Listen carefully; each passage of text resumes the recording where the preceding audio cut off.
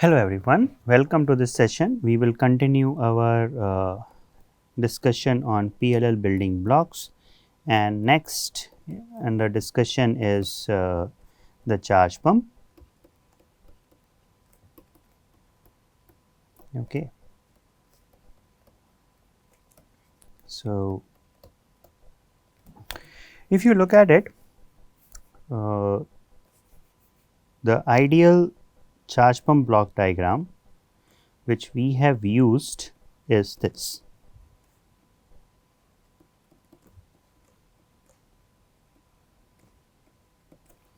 Okay, this is triggered by up.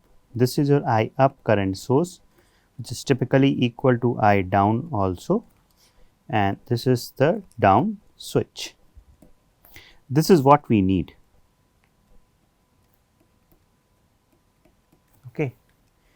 Ideally, when up is high, or if you want to have up is logic high and down is low, ICP is equal to I up, which is equal to ICP, the constant current. When up is low and down is high, and this ICP is minus I down, which is same as minus ICP.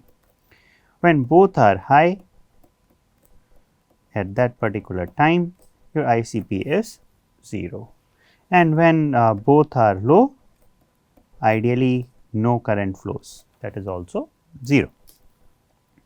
So, we want such kind of characteristics from our charge pump. Okay. So, let us look at it, what can we do. So, to simply replace these up and down switches and the current source using MOSFETs, what I am going to do is the switch up is replaced with PMOS, okay, and the current source is the current source which is having the current from top to bottom. So, this is also I am going to replace with PMOS, and this and down current is going to be replaced by NMOS, and down switch is also going to be replaced by NMOS. This is connected to VDD. Here the down switch or the PMOS switch, so let us write MP0, this is MP1, this is MN1, and this is MN0. Okay. These are the switches. So, it will be controlled by up bar, because PMOS get active when you have large VGS and when up bar will be equal to 0. This you need to provide a bias voltage VBP, and here you need to provide a bias voltage VBN. Okay. And this one signal is down. This is your output node ICP. Okay. So, the way we are going to use this current source or this particular charge pump, we have to generate the bias voltage in such a way that you get the desired current. So, to do that, the easiest way would be whatever switch I am using here, I use a replica of that switch, okay, and always connect to 0, let us say MP0, and then you have a PMOS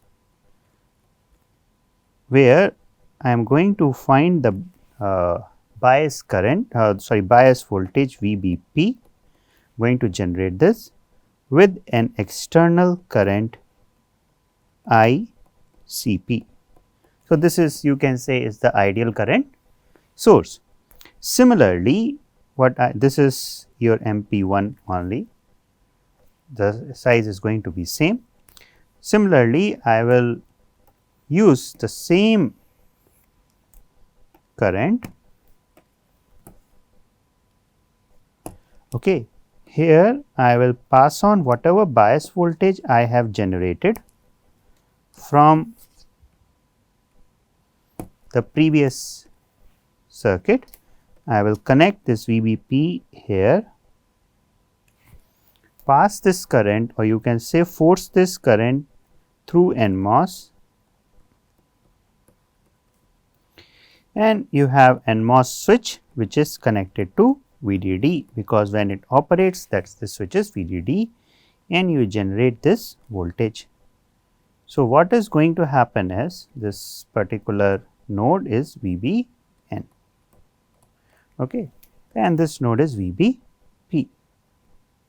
Now, if you look at this circuit, this ICP current generates the bias voltage VBP, applies to PMOS, and it forces the ICP current through NMOS.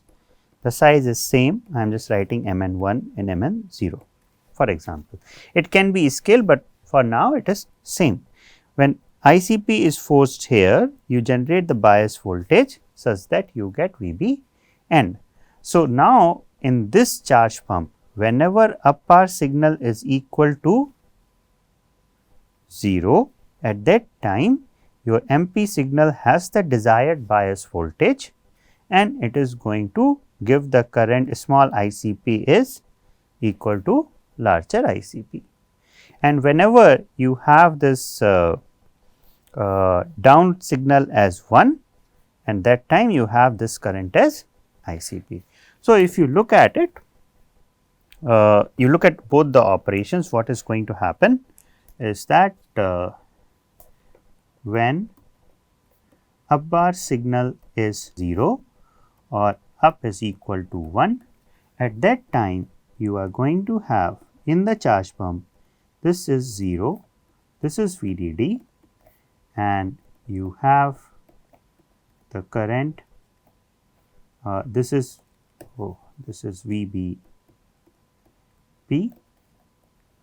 right. So, you have the current going up, you have the option for the current to go out.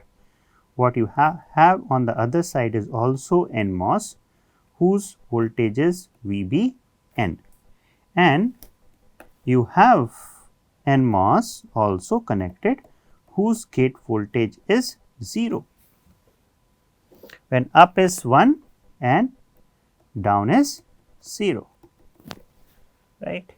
So, in this case, what is going to happen is the ICP current which you see here, right, whatever currents you get from the top, that current goes this side.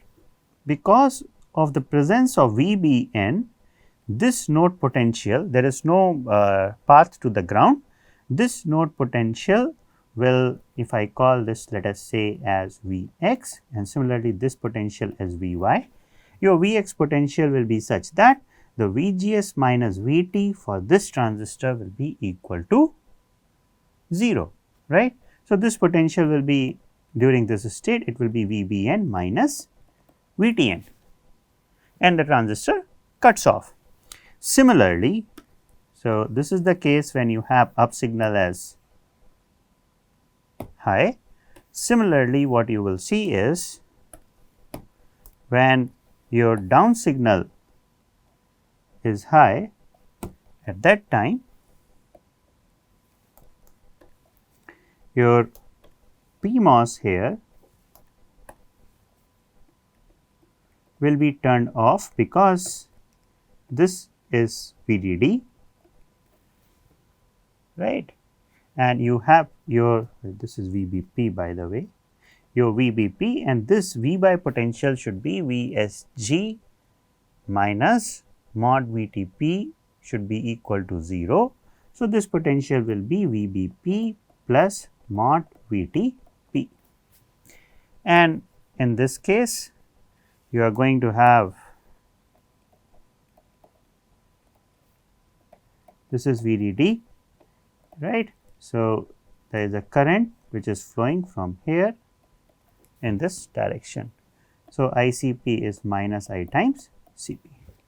So, if you look at it, the switch gets turned off because you have here switch MP0 is turned off, here switch here switch Mn0 is turned off, here switch MP0 is turned off, because their gate overdrive is equal to 0, and Vx and V by potential, these potential depending on the voltage, these two potentials will actually change, right. Now, so this is the case how it operates. When you have both of them turned on, then the current flows from top to bottom. Okay. Now, what happens here is that when you are in the off state, when both the MOSFETs are off, right. So, if both the MOSFETs are off, we are in the state where you have this PMOS turned off, and the bias current, you still have the bias voltage VBP, you have the bias voltage VBN, and the NMOS is also turned off. From off state, you go to either of these on state. Okay. This is what you have. So, these two potentials which you see, these two potentials Vx and Vy are VBP plus mod VTP in the off state, and this potential is Vx is VBN minus VTN in the off state. Now, when your signal up or down signals, they change the sign, and one of it goes to either of these two states, then you look at the transition which is going to happen for different MOSFETs. So, your PMOS switch is actually in cutoff, right. Current source, actually if you look at it, this current source, PMOS current source, you have, well, this is VGS is actually VGS minus VT is 0, but VDS, which is your output voltage, which is normally called as a control voltage, this control voltage will be somewhere in between the supply, and this control voltage, your VDS or VST for this transistor, or similarly VDS for this transistor is quite large. Okay. So, your current source is, I can write it that during off state, let me just make the arrow like this and write it here. During off state, okay, VDS or VST for NMOS and PMOS is large, okay, and the current sources, when you turn it on, the current sources start in saturation region.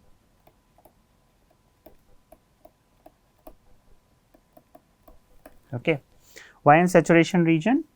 Because when you turn on this, as soon as your signal goes VDD or anything goes low or high, your Vy signal, in case it turns top PMOS turns high, your Vy signal will go to VDD. Okay. Your VST will be large, your transistor will start in saturation. Similarly, this particular potential will go to 0, VDS will become large, and you will start in a or VDS is large to begin with, and as soon as you start, Vy goes to VDD, Vx goes to 0, you start with the large VDS, you start the current source in saturation region. Okay. That is what you will see. Now, it comes that, okay, your these two transistors MP0 and MN0, these two transistors are used as switches.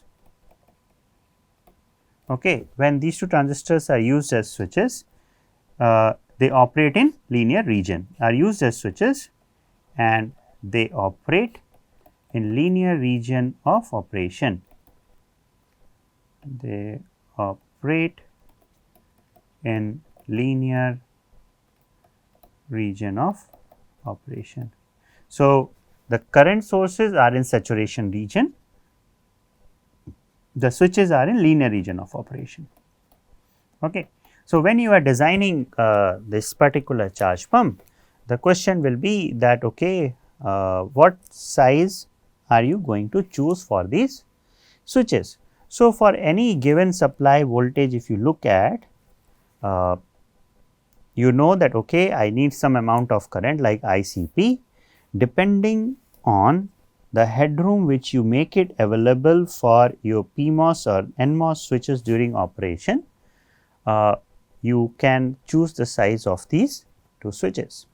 Now, if you choose a very low device size, okay, if MP0 and MN0 they are having very low, very small sizes, then what will happen is for the same amount of current, because the gate overdrive is maximum when they operate, it is either VDD here, VDD minus VTP, or this is VDD minus VTN.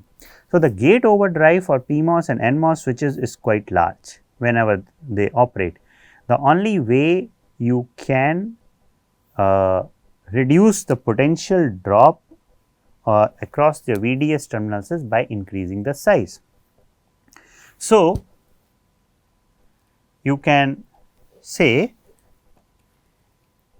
if switch size is small, right, if switch size is small, then VDS or VST for NMOS or PMOS is large during regular operation. Now, what will be the problem because of this? The problem is that if you have large VDS or VST for NMOS or PMOS, then it limits the control voltage. How much control voltage it can go high or low, that is limited, because we want the current source to remain in saturation. Okay. If the current source remains in saturation, then the maximum voltage which you can which this V control can go is limited by this voltage. So, for example, if you just want to look at it, you can think that let me just put it here. This is our Vy and this is our Vx. These are the two nodes. So, your V control, we want our V control to vary for the VCO, and V control can increase upwards till the time your PMOS remains in saturation. So, what is that value? So, we can calculate that, it is VST minus, so Vy minus your V control. Okay.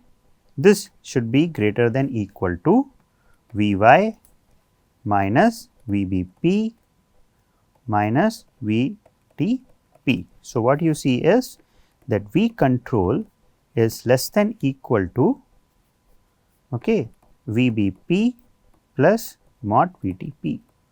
That is the maximum that V control can go. If there is anything wrong, let us just check it. This is VSD for PMOS transistor and this is VSG minus mod VTP.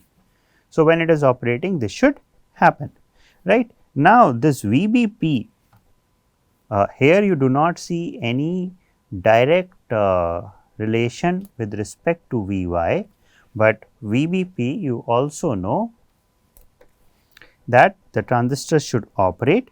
So, I have Vy minus VBP, this is VSG minus VTP, this should be greater than equal to 0, which means our V by P is less than equal to Vy minus mod VTP.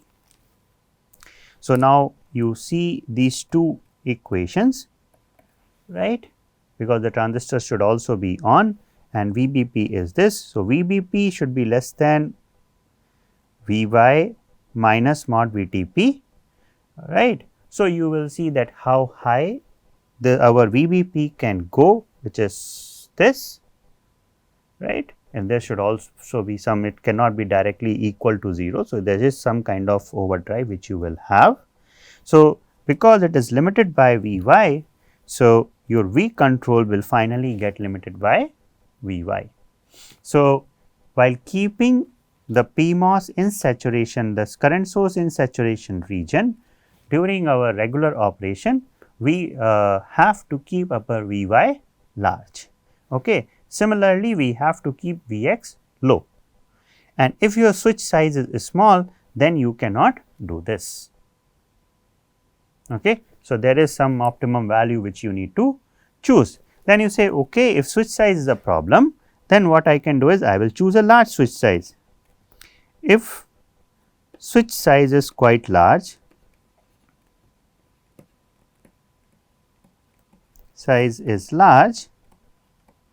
okay, then what happens? Your V by will be close to VDD and Vx will be close to 0. Switch size is large, it means you can have a large amount of current without having a significant potential drop between the source and the drain terminal. Now, what is the problem? The problem is twofold. This particular switch, whatever we are using in the charge pump, these switches are going to be interfaced with the PFD. Let us say PFD gives you up bar signal and it also gives you down signal. So, somehow you have to connect this up bar signal here and down signal here. So, if the gate size becomes too large, then the CGS of the PMOS transistor and CGS of the NMOS transistor, these two transistors start dominating the load driven by PFD, and it is not something which any PFD can drive. You have seen the NAND based PFD. Okay. So, what you need to do to address that? You need to add buffers in between. You cannot directly drive it. Okay. So, since you cannot drive it, you are going to add buffers in the chain. Okay. When you add buffers in the chain, okay, if switch size is large, you have to use large buffers to drive the switches. This will increase the power consumption in the buffers, and this will also increase the susceptibility of difference in the delay from the up and down pulse which is driving the switches. So, this is up bar buffered and this is down bar down buffered. Okay. Now, you may get your up bar and down signal perfectly timed, but when you are driving different loads, PMOS and NMOS, they have different mobilities. So, you will have a different switch size and you have increased the switch size so much that you have parasitic capacitor which needs some buffer to drive it. So, you will add buffers. So, the delay from up bar to up buffer, delay from up bar to up bar buffer, okay, this is TD1, and the delay from down signal to down buffer which is TD2, these two delays may not be equal, and we have seen during the case of non-linearities in the charge pump PLL, if these two delays are different, then you will see some leakage current going through the loop filter, okay, which will increase in the ripple. So, this is one drawback of using a large switch size. Drawback of using a small switch size, you have also seen that it limits the control voltage. So, when you are designing this charge pump, you need to take care of both of these. So, while doing that, you need to know that how much control voltage do I need to sweep during the regular operation. Based on that, you will optimize the sizes. Okay. Then another problem is the following: when you have a large switch size, by the way, it is not only that your driving is a problem, the other problem which you see is also the following. So, in this case, okay, the case which we are considering with the charge pump, okay, there are capacitors for this current source itself, because the current source operates in saturation region. So, normally the current source has a large size because its overdrive is small. Okay. So, you have these capacitors connected CGD like this. Similarly, you are going to have capacitors connected here and capacitors connected in this manner. These capacitors, all they are not the same value, but I am just showing all these capacitors you have. Okay. Then there is also capacitor between CGD here. So, it is like every 2 nodes I am showing you a capacitor because you have it there. Okay. Now, 2 things will happen. One, because of these capacitors which are loading your output node. Okay. If you somehow, if you keep the switch sizes or the current sources pretty large, you are going to change the loading at the charge pump output. Okay. So, earlier you were having a loop filter, okay, with R and C1. Now, with R, C1 and C2. Now, all the capacitors, these capacitors give you another effective loading at the V control node, right. So, when you design the loop filter, you may have that, okay, C2 is some value, and then when you put everything in the PLL, it turns out to be that the effective C2 which you are seeing here is larger than the C2 which you used here, right, and all that is coming because of the increased loading at this point. So, if it happens, the problem is easy to fix. You can vary your C2, extra C2 which you are adding after taking these capacitors from the charge pump into account. Okay. That is one thing.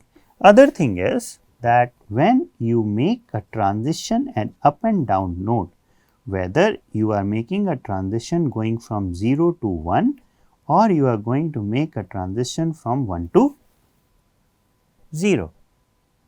Okay. So, when you make that particular transition, what happens is you see that at this particular node the transition is going from 0 to VDD. So, it is not a small voltage difference transition. So, any transition here travels to the output node because of these capacitors. It have multiple paths to travel. Okay. So, it travels to the output node in this particular manner, right, and this kind of, and it causes a disturbance at V control node. This is called as clock feed through, because up and down signals are coming at the clock rate, okay, and you are switching them. So, it is like a clock, and when this switching happens, the voltage here, you think about it, up bar voltage is changing from 0 to VDD, no matter who is driving it. So, this particular capacitor undergoes the transition and that charge flows to other capacitors and it travels to the output. So, because of the clock feed through, at every reference frequency you may see some kind of ripple. Okay. So, it is surely not a clock feed through add to your reference spur, by the way.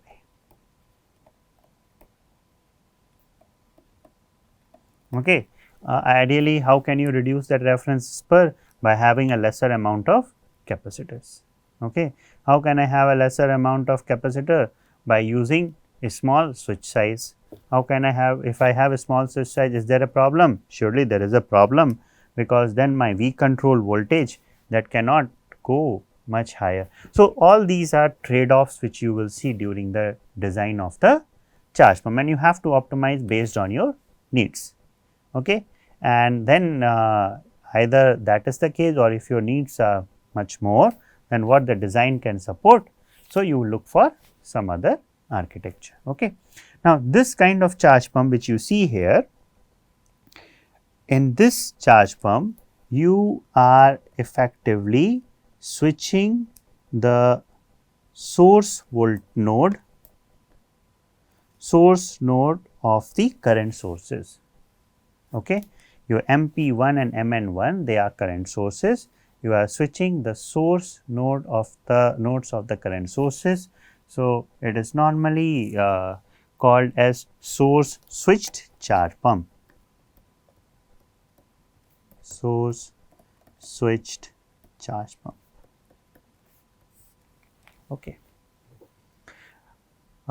So, you have seen all the good and bad part of this particular charge pump, and now you may think that okay, if I am switching at the source, I am seeing this stuff.